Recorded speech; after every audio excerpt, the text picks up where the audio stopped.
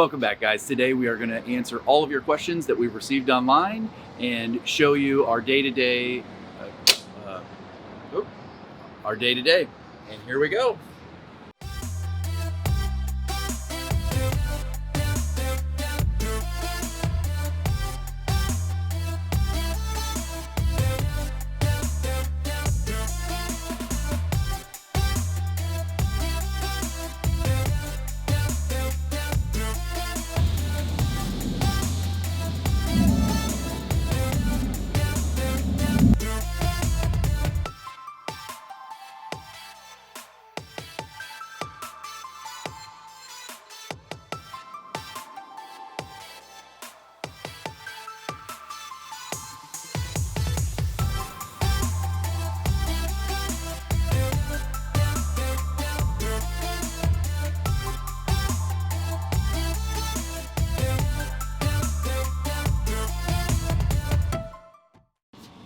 Hey guys, so the first thing we want to show you today is the stove, because in our last video you would have seen that we had major issues with the stove when we were camping up in Flagstaff. And so the altitude up there is about 7,000? Yes. 7,000 feet or whatever you want to call it, and we were not able to light the stove, which I will link that video right here if you want to go give that a watch and see the issues we were having.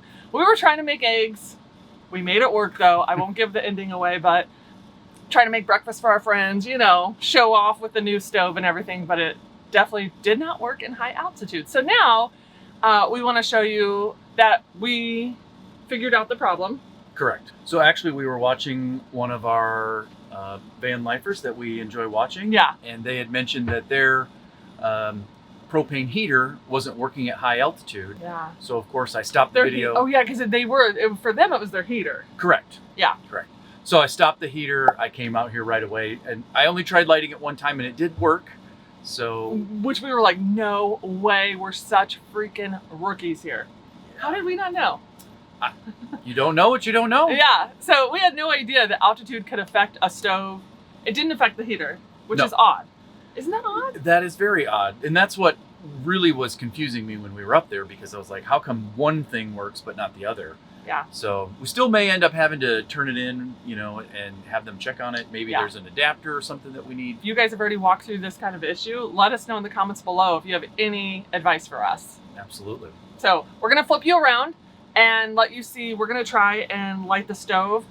Like we said, we lit it one time last week, but we haven't lit it again. So we're just assuming this is going to work on camera. So Let's give it a try. okay. Whoa, whoa, whoa, whoa, whoa, whoa. Okay. Okay, you ready to give this a try? Yeah. All right.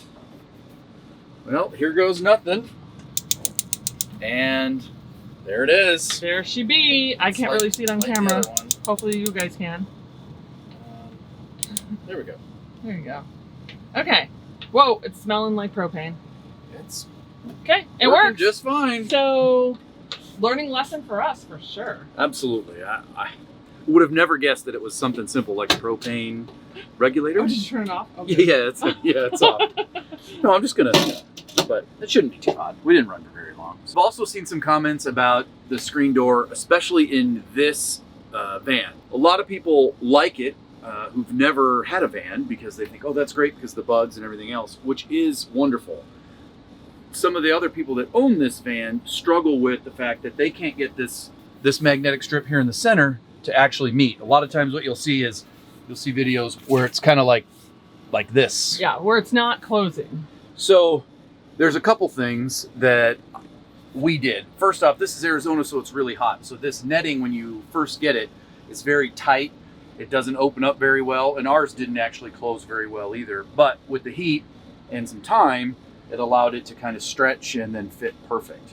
So there's Velcro here on the sides. You can kind of adjust the Velcro and where it tightens down. Like Oh, right so here. I see. You didn't tighten it all the way. Right, so that way you still have enough slack for this to actually pull down, because it's supposed to just lay, you know, flat, and then the magnets pull it together. It's pretty nice once you get it set up for the bug screen.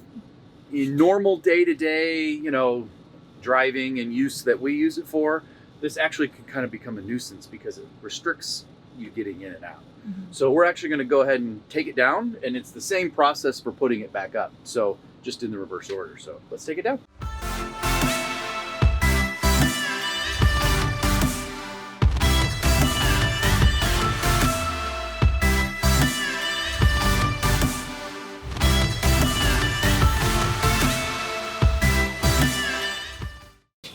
The other thing, actually, I don't think we've talked about, but we do need to take it in for warranty.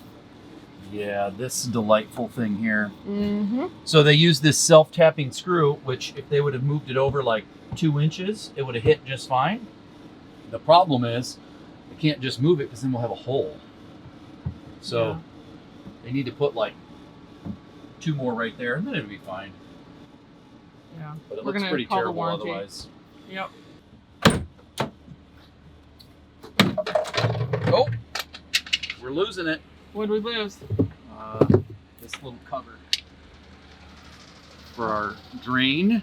Oh, it just fell. Well, I took it off when we got back, so Oh, we could okay. drain it, but I never put it back on. So in order to take this one off, it's the same thing. We'll just go ahead and... I don't think we had a problem with the back one though, did we? No, we didn't. So that one always closed really well.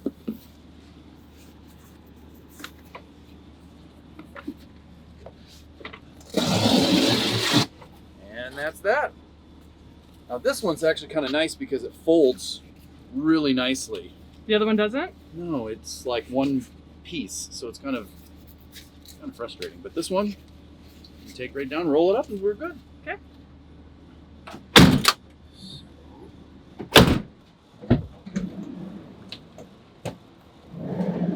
So what's nice is we've got all this room up here that you can take these and just stick them up there, and then they store away, so you've got them. We received a couple of comments about how do we level our van and when do we know that we need to do it. So one of the tricks that I have found is you use a level. So I definitely recommend that you buy a small toolkit for your RV. You just need a few key things. And so in here, we have a level. And you can just simply put that on your countertop. Which does it show we're level? Which we're pretty close. We're in a driveway. So this is one of the tricks that we use to decide if we're level or not and if we need our leveling blocks. The other thing, very obviously, is if you lay down and you don't feel comfortable, you just keep trying and see what you need to do to make it comfortable. Yeah. Because sometimes we're kind of toward the side. Right, yeah, you definitely want to check it multiple directions, but being in our driveway, this is nice and easy for us to be level. Where's our leveling blocks? So they're actually in the garage underneath your seat. So let me grab those leveling blocks and I'll show you what they're all about. All right, and I'll meet you in the back. So underneath our bed, we actually have our garage. And in here, okay, let me go way in the back. I don't know if you can see it, but those are our leveling blocks. So let me pull those out quick.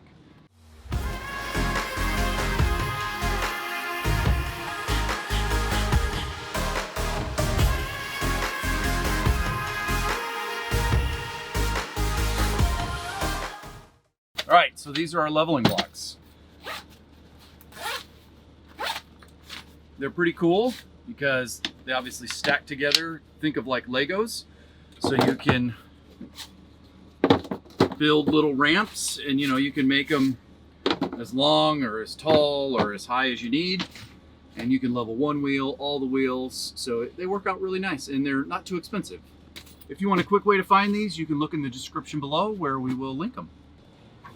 And if you guys want to see those in action, go to the video that I referenced earlier, our video to Flagstaff. You get to see them in action because we're not going to do them today. We live in Arizona, you guys know that. It's so hot outside. We actually have the air conditioner on right now in the van so that we can be making this video for you guys.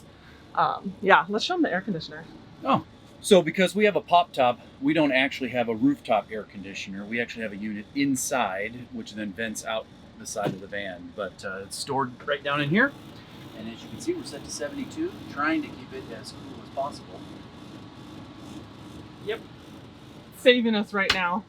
Definitely. It is like, well, it's supposed to be like 107 today, so It's gonna be a little warm. We're already getting there. And if you can remember in our van tour video, at the very end, the bloopers, I almost was crying because it was so hot, because we were afraid that the air conditioner would pick up on the sound. We're pretty sure it's not now, but we were so hot. I just remember being miserable and literally drying my face off with one of these pillows. So embarrassing.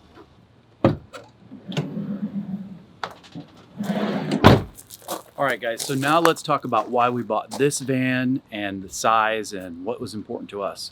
So, as you can see, the van actually fits in our driveway.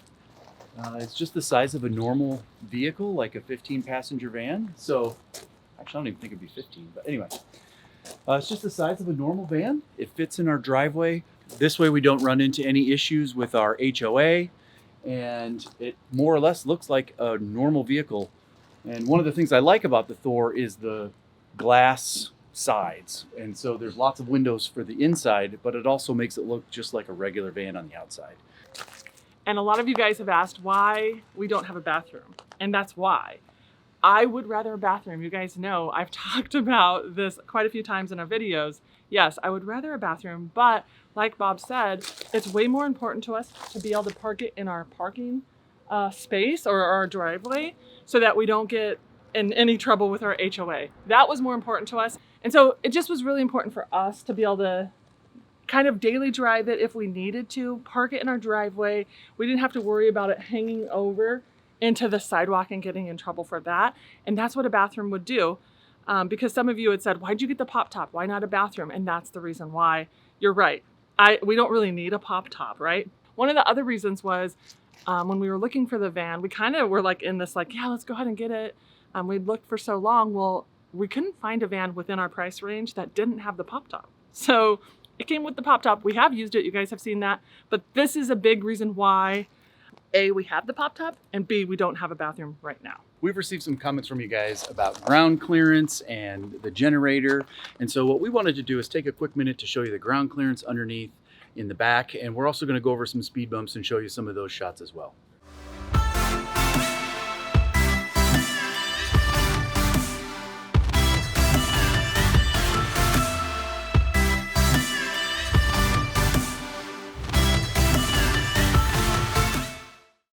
Here you guys can see that we're about 6 1/4 inches from the ground, so with our ground clearance. Now keep in mind, we are in our driveway, so it might be sloped slightly, but that 6 1/2 inches extends 20 inches from the wheelbase, or the center of the axle. But we're gonna go over some speed bumps.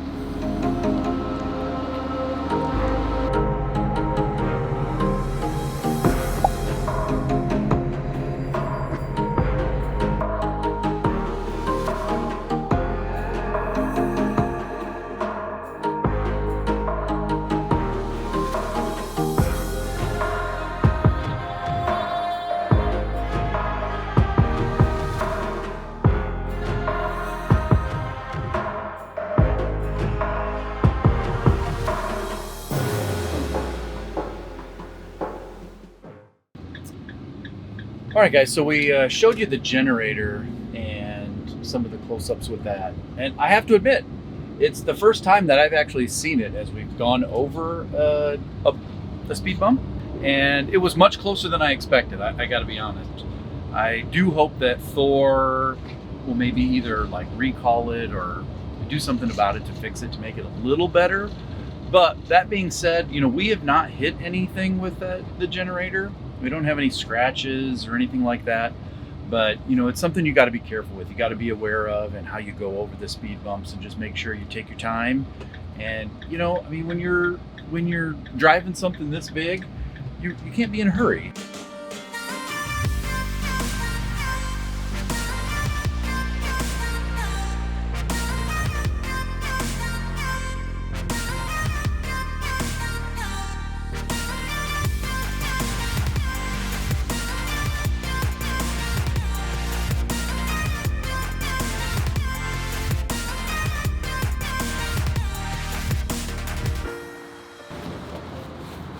So as you can see, we're at Costco and it fits into every parking spot just fine with no issues.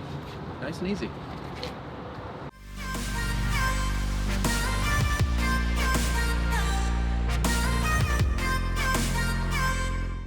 Well, we did a quick run to Costco, and so now we're just gonna load up the van with all of our stuff.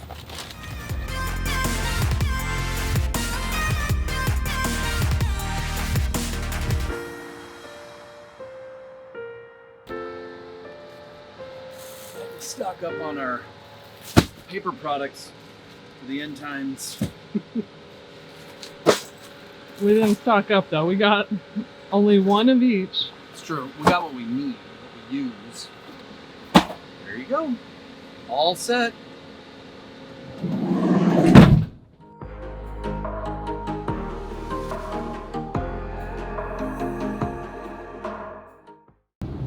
Alright guys, so I wanted to show you like how easy this is to drive. I actually drive this all the time. I have no problems. I go slow over bumps, slow over everything, and drive it just like a regular car. It's literally no issue for me to drive. I would say the first couple of days I had to learn to have such a big caboose on me, but now it's no big deal. I can see through the windows fine. There's a backup camera. Only thing I have noticed that helps me drive is I tend to like to drive barefoot. I don't know why. I think I'm 6 feet tall, so is Bob. And so, you know, it's a little different for us because we are so tall. But for some reason when I had shoes on, it felt like I was so tight. Is that weird? It's probably weird, but I drive barefoot, so that's what works for me.